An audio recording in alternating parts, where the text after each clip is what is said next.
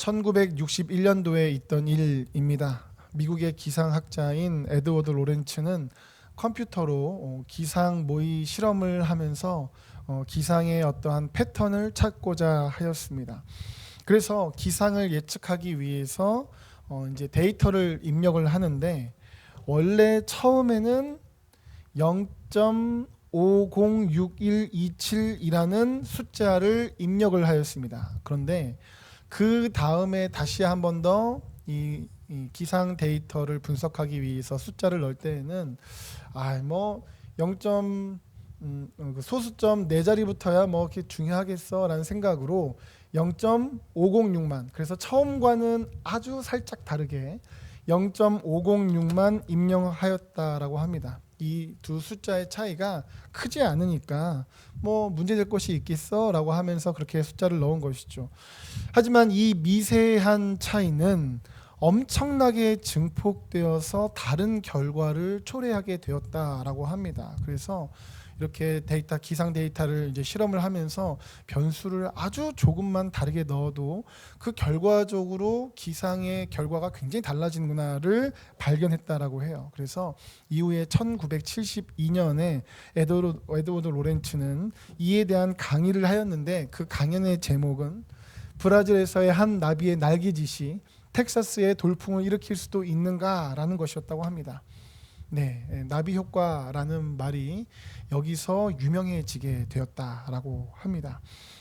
그러니까 실제로도 그렇죠. 굉장히 어떠한 작은 변화가 예기치 못한 큰 차이와 결과를 가져올 수 있다는 것이죠. 그러니까 작은 건 줄 알았는데, 별로 중요하지 않은 줄 알았는데, 사실은 그 영향과 결과가 매우 크게 미치는 중요한 것일 수 있다는 겁니다. 오늘 본문은 이것이 영적으로도 그럴 수 있음을 우리에게 보여줍니다. 유다 백성들은 자신들의 죄로 인해서 포로로 끌려갔습니다. 자신들의 고향이었던 예루살렘 성은 완전히 폐허와 같이 되었습니다. 하지만 하나님의 자비하심으로 하나님의 때에 유다 백성들은 다시 자신들의 고향으로 돌아오게 됩니다. 돌아온 유다 백성들은 폐허가 되었던 예루살렘 성전과 성벽을 여러 가지 방해와 어려움 속에서도 순종의 헌신을 통해서 다시 회복하였습니다. 그렇게 겉으로는, 하드웨어는 예루살렘 성전과 성벽은 회복이 되었습니다. 하지만 여전히 유다 백성들 내부에는 문제가 많이 있었습니다. 본문 4, 5절입니다. 이전에 우리 하나님의 전에 방을 맡은 제사장 엘리야십이 도비야와 연락이 있었으므로 도비야를 위하여 한 큰 방을 만들었으니 그 방은 원래 소재물과 유향과 그릇과 또 레위 사람들과 노래하는 자들과 문지기들에게 11조로 주는 곡물과 새 포도주와 기름과 또 제사장들에게 주는 거제물을 두는 곳이라 말씀합니다. 하나님의 성전에서 방들을 맡고 있었던 사람이 있었습니다. 제사장 엘리야십이라는 사람이었습니다. 이 제사장 엘리야십이라는 사람은 친하게 지내는 사람이 있었습니다. 도비야라는 사람이었습니다. 연락이 있었다라고 말씀을 하고 있는데, 원문을 보시면 도비야와 막역하게 친하게 지냈다라는 의미입니다. 그런데 그 방을 맡았던 엘리야십은 도비야와 친하게만 지냈을 뿐만이 아니라, 빨간색 부분이요, 아예 도비야를 위해서 한 큰 방을 만들었다 말씀하고 있습니다. 성전의 방 하나를 도비야에게 내어준 것이죠. 그런데 이 도비야라는 사람은 어떤 사람입니까? 하나님을 대적하는 사람입니다. 하나님의 백성이 하나님의 뜻을 따라서 성벽을 세울 때에 극심하게 반대를 하고 방해를 했던 사람입니다. 그런데 성전의 방을 맡았던 사람, 그 제사장 엘리야십이 그러한 도비야와 자신이 친하다고 아예 그 도비야를 위해서 방 하나를 내어준 겁니다. 그러니까 문제가 하나가 생깁니다. 성전의 방 하나가 하나님을 대적하는 자에게 내어주는 문제가 생깁니다. 그런데요, 원래 도비야에게 내어줬던 그 방의 용도는 어떤 것이었죠? 용도는 원래는 이것이었습니다. 그 방은 원래 소재물과 유향과 그릇과 또 레위 사람들과 노래하는 자들과 문지기들에게 11조로 주는 곡물과 새 포도주와 기름과 또 제사장들에게 주는 거짐을 둔 곳이라. 쉽게 말해서 그 방은 사역자들에게 줄 사례가 들어있던 방이었습니다. 그런데 사역자들에게 줄 사례가 들어있는 방, 그 사례가 들어오는 방을 도비아가 차지하고 그리고 그것을 도비아가 취하는 것이에요. 그래서 사역자들에게 갈 이 사례가 가지 않았습니다. 그래서 그 다음 문제가 발생을 합니다. 10절입니다. 내가 또 알아본즉 레위 사람들이 받을 몫을 주지 아니하였으므로. 그렇죠?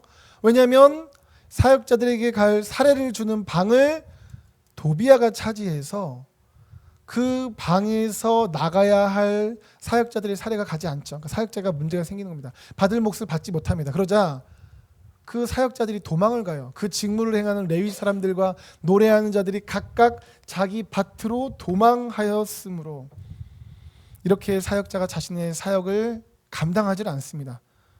도망갑니다. 그러자 어떻게 되겠습니까? 사역자가 감당해야 될 제사가 제대로 이루어지지 않겠죠. 결국에는 제사는 안식일에 이루어지는데 그 안식일을 거룩하게 지키는 것이 무너집니다. 그래서 방 하나의 문제가 지금 사역자의 문제로 이어졌는데 그것은 결국 안식일에 제사를 드리지 않고 안식일이 온전히 지켜지지 않는 문제로 이어지게 됩니다.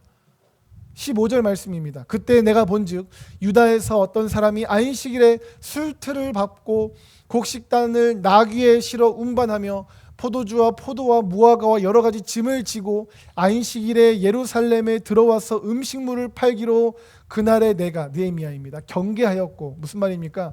거룩하게 하나님께 제사 드리면서 하나님 앞에 올려야 될 안식일을 지켜야 되는데 그러한 안식일이 완전히 무너져 버린 모습을 보여주고 있는 것입니다. 이렇게 방 하나의 문제가 사역자들이 도망가는 문제로 이어졌고 이것은 제사가 온전히 드려지지 못해서 안식일이 무너지는 문제로 이어졌습니다. 이렇게 안식일이 무너졌고 제사가 제대로 이루어지지 않는 이 상황 속에서 유다 백성들의 신앙은 어땠을까요? 당연히 무너졌겠죠. 그래서 그것이 이어지는 23절 24절에서 나옵니다. 그때 내가 또 본즉 유다 사람이 아스돗과 암몬과 모압 여인을 맞아 아내로 삼았는데 그들의 자녀가 아스돗 방언은 절반쯤 하여도 유다 방언은 못하니 그 하는 말이 각 족속의 방언이므로 말씀하고 있습니다. 하나님께서는 원래 우상을 섬기던 이방 민족과는 혼인하지 말라고 말씀하셨었습니다. 그런데 믿음이 무너져 버리고 안식일을 지키는 것이 무너져 버린 유다 백성들은 그러한 하나님의 말씀에 불순종하고 있었습니다. 게다가 24절 그러니까 밑에서 두 줄 부분에서 보실 수 있는 것처럼 유다 백성들의 절반 정도 되는 자녀들은 아예 유단말을 할 줄을 몰랐습니다. 말을 할 줄 모른다는 것은 단순히 의사소통만의 문제가 아니라 정체성이 무너지고 있는 것을 보여줍니다. 즉 하나님의 자녀로서 하나님의 택하신 백성으로서의 그러한 정체성이 지금 그 자녀들 가운데에는 절반 정도 완전히 무너지고 있다는 것이죠. 그러니까 유다 백성들 공동체 전체에 영적인 큰 위기가 오고 있습니다. 이렇게 유다 공동체 전체는 하나님 앞에 큰 위기에 처했습니다. 그런데 어떻게 이 일이 벌어졌죠?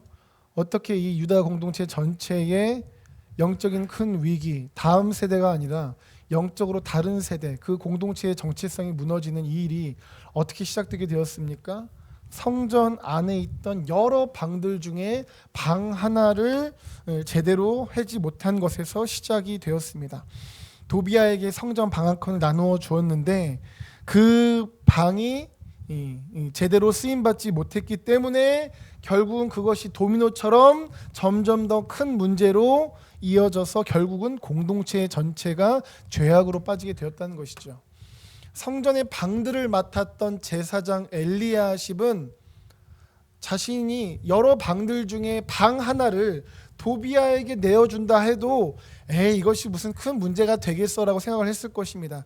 자신이 여러 방들 전체를 관리하고 있는데 이 방 하나 때문에 결국은 공동체 전체가 영적으로 무너진다. 우리의 다음 세대가 아니라 영적으로 끊어진, 정체성이 무너지는 다음 세대가 될 것이라고 여겼다면 제사장 엘리압 그가 그렇게 하지 않았겠죠. 하지만 엘리야십이 봤을 때는 별로 중요한 일이 아니니까 방 하나 내어주는 건데 뭐 이게 무슨 큰 문제가 되겠어?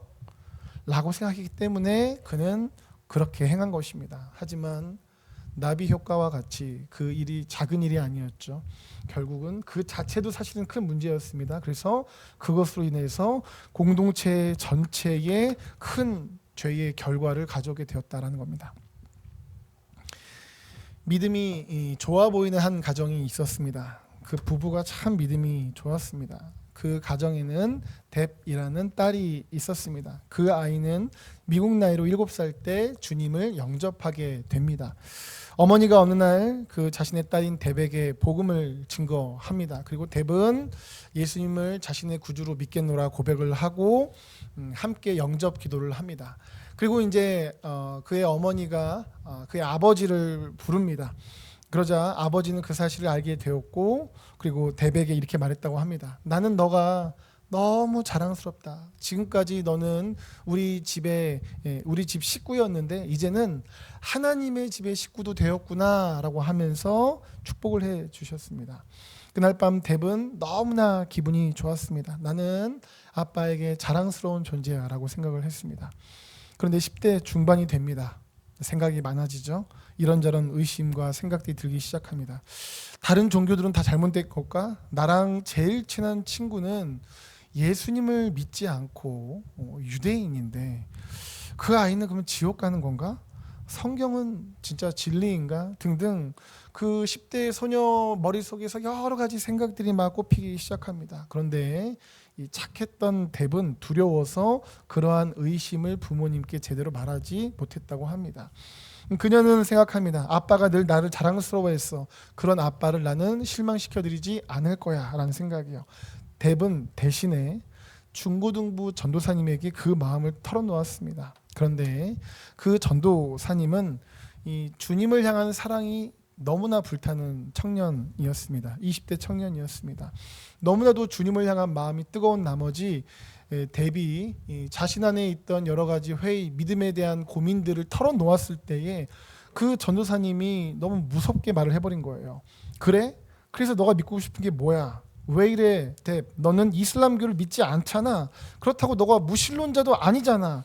그리고 너의 유대인 친구는 구원받아야 되지. 너 그 아이한테 전도해봤어? 뎁, 너의 부모님은 교회에서 정말 믿음이 좋으신 분들인데 너는 어떻게 그런 생각을 하는지 모르겠다. 이렇게 막 너무 이렇게 하나님을 향한 사랑이 불타는 나머지 날카롭게 이야기를 해버린 것이에요.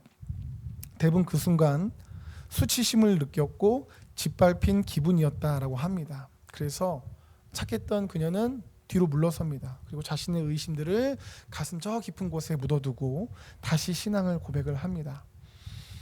표현의 방법에 있어서 지혜롭지 못한 그 전사님의 말에 뎁은 상처를 깊게 입게 된 것이죠. 그리고 하나의 결심을 하게 됩니다. 드러내면 안 되겠다. 내가 이걸 드러내면 안 되겠다. 그 누구도 내가 실망시키지 않겠다. 내 삶은 그것에 있다. 그래서 그때부터 그녀는 어떤 인생을 살았냐면 실망시키지 않는 것을 위한 삶을 살기 위해 노력했습니다. 그녀가 성인이 되었습니다. 그녀는 여전히 실망시키지 않기 위한 삶을 삽니다. 그래서 좋은 아내가 되기 위해서 남편을 실망시키지 않기 위해서 그녀는 살아갑니다. 하지만 나중에 알고 보니 그녀는 남편을 사랑한 것이 아니라 실망시키지 않기 위해서 가면을 썼던 것이죠. 그녀의 신앙생활 역시 마찬가지였습니다. 하나님을 믿고 하나님을 사랑하고 자신의 중심으로 하나님께 나아갔던 것이 아니라 그저 하나님과 자신의 가족들, 주변 사람들을 실망시키지 않기 위해서 가면을 썼던 것이죠. 그래서 그녀는 삶의 문제와 행복을 하나님께로부터 얻는 것이 아니라 자신 속 안에서 썩어가고 있던 것입니다. 그러니 아무리 그녀가 열심히 예배를 참여하고 가정에서 겉으로 볼 때 문제가 없었다라고 할지라도 하나님 안에서 참된 행복을 누렸겠습니까? 그녀에게 신앙생활이, 그녀에게 가정생활이 짐이 됐을까요? 힘이 되었을까요? 그녀는 그래서 늘 하나님을 실망시킬까 봐 걱정하면서 연기하듯이 살아갔다라고 그녀는 고백을 합니다. 결국에는 그녀는 나중에 신앙적으로도 큰 방황을 했고 가정 속에서도 큰 아픔을 겪게 되었다라고 합니다. 그 학생부 전사님, 그 20대 젊은 청년 전사님이 하신 말씀의 내용은 틀린 게 아니죠. 예수님만이 진리고 길이시고 생명이고, 하지만 표현 방법에 좀 지혜가 필요했습니다. 아니, 진리가 중요한 거 아니야? 표현은 좀 거칠 수도 있고 부드러울 수도 있지. 작아 보이죠.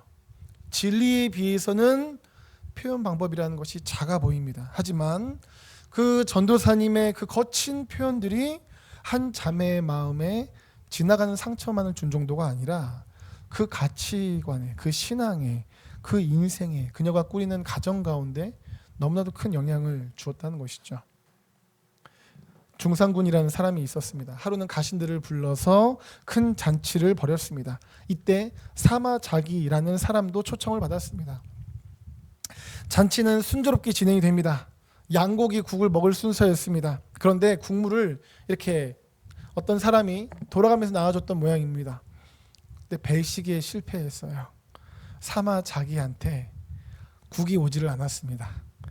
사마자기는 이것을 진지하게 생각했습니다. 이건 나에 대한 모욕이야. 그래서 결국에는 중산군을 버리고 이웃나라인 초나라에 가서 벼슬을 합니다. 그리고 그 사마자기가 초나라 왕을 부추깁니다. 그래서 중산군을 공격하게 합니다. 결국 중산군은 싸움에서 패했고 홀로 추격을 받으면서 피신하고 있었습니다. 죽음의 위기 속에서 중산군은 자신이 본 적 없는 두 남자 형제가 목숨을 걸고 자기를 지켜주는 겁니다. 결국 살아난 중산군은 너무 고맙기도 하고 그리고 궁금한 겁니다. 저 사람들은 대체 누구인가? 그래서 그 두 형제에게 물어봅니다. 자신을 구해준 이유가 무엇인지, 당신들은 누구인지. 그러자 그 형제가 대답합니다.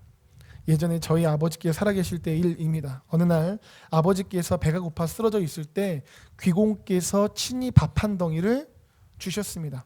아버지께서는 그 밥 한 덩이로 목숨을 건지셨습니다. 아버지께서 돌아가시면서 저희들한테 말씀하셨습니다.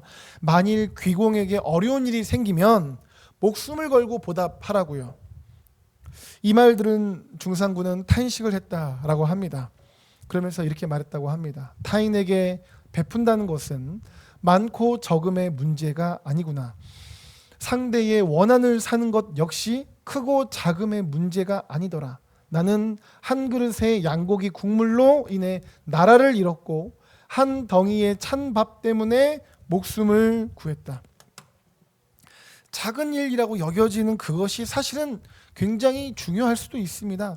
나의 말 한마디가, 나의 실수가 누군가에게 평생의 큰 아픔을 주기도 하고 나라를 잃게 할 수도 있다는 것이죠. 또한 반대로 동시에 크게 대단해 보이지 않는 나의 말 한마디, 나의 작은 섬김이 한 인생을 살리고 한 가정과 공동체를 살릴 수도 있다라는 것입니다.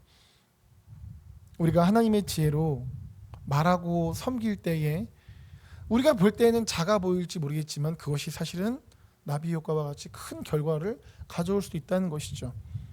이것을 우리의 가정들에게 적용해 보길 소망합니다. 우리의 가정 속에서 우리가 어떠한 말과 행동, 섬김, 우리가 볼 때에 작아 보이는 하지만 사실은 굉장히 중요한 것을 하고 있는지 돌아보겠습니다. 오늘 본문에서는 성전의 방 한 칸의 문제가, 성전에 있던 여러 방들 중에 그 방 한 칸의 문제가 결국 나라 전체에 큰 문제를 가져오게 되었죠.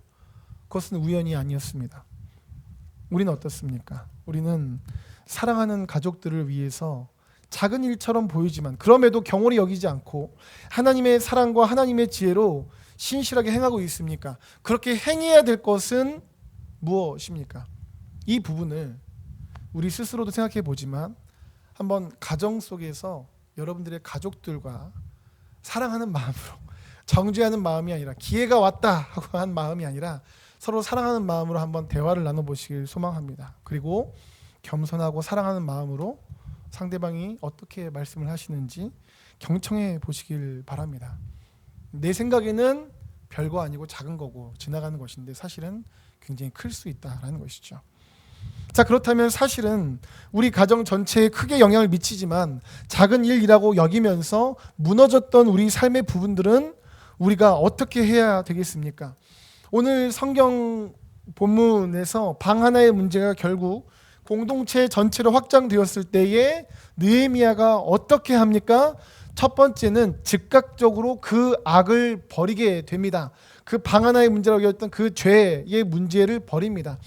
7절 8절 말씀입니다. 예루살렘에 이르러서야 엘리야십이 도비야를 위하여 하나님의 전뜰에 방을 만든 악한 일을 느헤미야가 알았습니다. 그래서 느헤미야가 내가 심히 근심하여 바로 어떻게 합니까? 도비야의 세간을 그 방 밖으로 다 내어 던지고 말씀하고 있습니다. 원문을 보시면 좀 더 이것이 역동적입니다.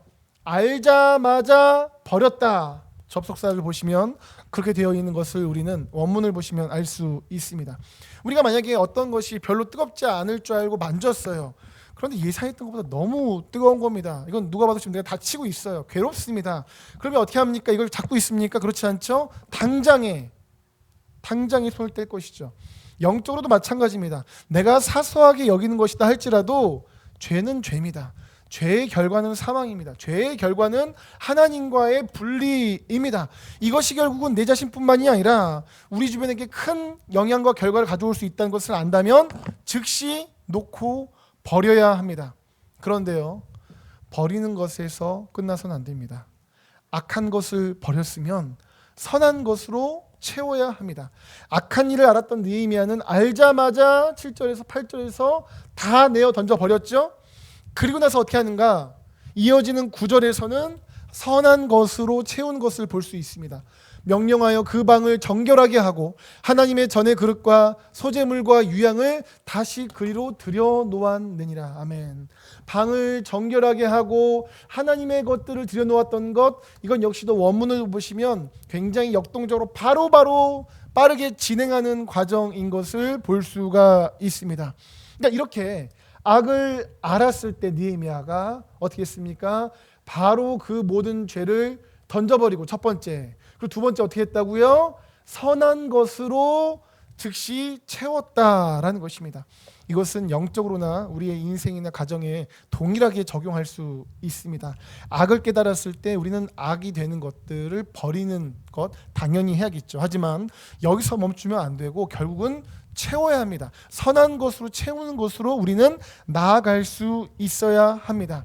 그래서 나는 작은 일인 줄 알았는데 가족과 진지하게 사랑으로 겸손하게 대화하는 가운데 알고 봤더니 그것이 우리 가정 가운데 하나님의 크신 은혜가 임하는 것을 가로막는 것을 알았다면 첫 번째는 어떻게 해요? 당장 버려야 되고 두 번째는 어떻게 해요? 하나님의 것으로 채워야 한다는 것이죠. 자, 그렇다면 버리는 건 알겠습니다. 안 하면 되잖아요. 멈추면 되잖아요. 버리는 건 알겠어요. 첫 번째. 그럼 두 번째, 하나님의 것으로 채운다는 것 무엇이겠습니까? 뭐 하나님의 전의 그릇을 가져가면 되겠습니까? 이런 것이 아닙니다. 세뮤얼 데이비스는 이렇게 말합니다. 자녀를 사랑하는가? 가족들에게 하늘의 복이 임하기를 바라는가? 훗날 자녀들이 결혼하여 가정을 이룰 때 각 가정이 신앙의 안식처가 되면 좋겠는가? 지금의 신앙이 살아남아 대대로 전수되기를 바라는가? 자신의 영혼을 살리고 싶은가? 그렇다면 간곡히 신신당부하는 바 오늘부터 가정에서 하나님을 예배하기 시작하여 생의 마지막 날까지 계속하라. 가정의 신앙을 교회에서 시키는 의무로만 볼 것이 아니라 하나님의 은혜로 주어진 최고의 특권으로 여기라. 우리의 가정 가운데 하나님의 것으로 충만해지고 채워지길 원한다면 우리는 가정에서도 하나님께 예배하는 것을 신실하게 힘써야 합니다. 가정에서 하나님 앞에 예배를 드릴 때에 부부의 사이가 주 안에서 온전히 세워지고 부모의 자녀의 관계가 주 안에서 온전히 세워질 수 있기 때문입니다. 그래서 우리가 믿고 고백하는 이 교리 진술 중에서 웨스트민스터 신앙고백 아마 들어보셨을 것입니다. 이것은 굉장히 유명하고 굉장히 중요한 고백인데 그 고백서에는 이것이 나옵니다. 하나님은 어디서나 영적 진리로 예배를 받으셔야 한다. 매일 가정에서 따로 그리고 개인마다 은밀히 그분을 예배해야 한다. 우리가 믿는 교리를 잘 정립한 웨스트민스터 신앙교리는 이런 문구가 있다는 거예요. 이렇게 믿음의 선배들은 가정 예배를 굉장히 중요하게 여겼습니다. 그래서요, 그 당시는 그렇게 믿음의 가정에서 가정 예배를 소홀히 한 경우 그 가정의 가장인 남편이나 아버지를 이 가정 예배의 모범이라는 이 지침에 따라서 조치를 받았습니다. 그 문건은 이러합니다. 당에 의하여 엄하고 중하게 책망을 받아야 할 것이다. 이러한 책망을 받은 후에도 가정 예배를 여전히 소홀히 여기는 것이 발견된다면, 그러한 위반을 범하고도 자신의 강팍함을 인하여 뉘우치지 않는다면 그는 성찬을 받기에 합당치 못한 자로 뉘우칠 때까지 성찬에 참여하지 못하도록 수찬 정지를 받아야 할 것이다.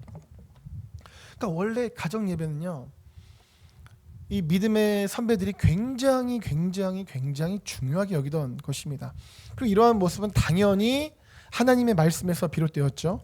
신명기 6장 6, 7절입니다. 오늘 내가 너에게 명하는 이 말씀을 너는 마음에 새기고 너의 자녀에게 부지런히 가르치며 집에 앉았을 때든지 길을 갈 때든지 누워있을 때든지 일어날 때든지 이 말씀을 강론할 것이며, 하나님의 말씀을 먼저는 자기 자신에게 새기지만 결국은 자기 자신에게만 두는 것이 아니라 자녀에게, 그리고 그것을 가정 속에서 뿐만 아니라 어디서나 그 말씀을 흘려보내는 자, 충만한 자가 될 것을 하나님께서는 말씀하셨습니다. 그래서 예수님의 제자들은 성전에서뿐만이 아니라 집에서도 그것을 가르치기에 힘썼다 성경은 말씀합니다. 사도행전 5장 42절 말씀입니다.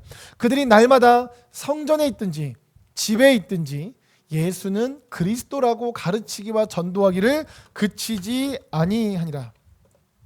이렇게 우리는 어느 곳에서나 주님의 복음으로 충만하고 흘려보내야 되며 그것은 가정이 결코 예외가 아니라는 것이죠. 그래서 그리고 가정에서는 그것이 잘 이루어질 수 있는 것이 가정 예배이기에 우리의 믿음의 선배들은 가정 예배를 그토록 중요하게 여겼던 것입니다. 강조했던 것이죠. 그런데 오해하지 마실 것이 있습니다. 가정에서 드리는 예배는 지금 교회에서 드리는 것과 같은 방식으로 드리시라는 것이 아닙니다. 그래서 이제 예배를 인도하시는, 가정 예배 인도하시는 분들은 매일 말씀을 열심히 준비하시라 이런 것이 아닙니다.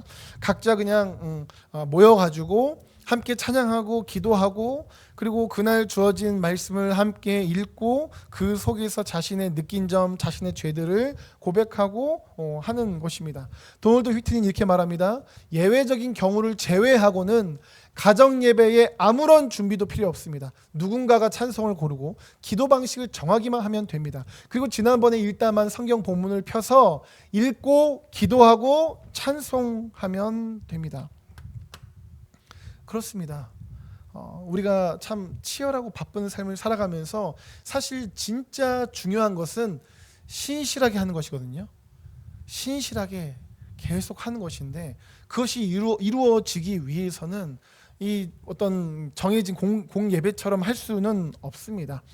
그렇기 때문에 중요한 것은 이것을 날마다 하는 것이고, 우리가 형식적으로가 아니라 진실하게 이것을 날마다 한다면요, 당장은 눈에 보이지 않는데 어느 순간 우리의 심령 가운데, 가정 가운데, 부부의 사이가, 부모의 자녀의 사이 가운데 하나님의 말씀에 충만함, 그 선한 것이 채워지는 은혜와 역사가 있다는 것입니다.